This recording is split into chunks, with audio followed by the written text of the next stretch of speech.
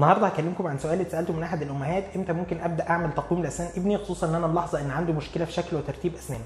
قبل ما اجاوب على السؤال ده خليني في الاول اقول لك على شويه نصايح لو انت اخدت بيها هتوفر على نفسك وتقلل احتماليه ان ابنك يكون محتاج تقويم لاسنانه.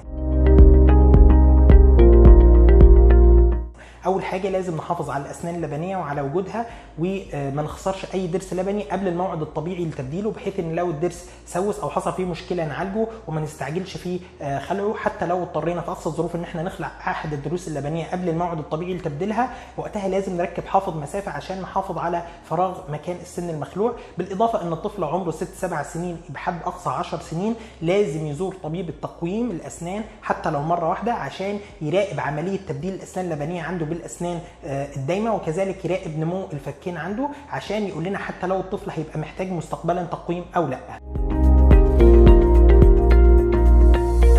نيجي بقى لاجابه سؤال النهارده، وهو امتى ممكن ابدا عمل تقويم لاسنان ابني. وهو عشان نجاوب على السؤال ده لازم نقسمه لقسمين، وهو على حسب المشكله اللي ظهرت عند ابنك. لو عنده مشكله في عظم الفك بحيث ان في عنده فك متقدم، وقتها بنركب جهاز تقويمي من بدري عشان نعدل نمو الفك، بحيث ان لو في فك متقدم ناخر نمو الفك المتقدم، او لو في فك متاخر نركب الجهاز التقويمي ده لتسريع نمو الفك.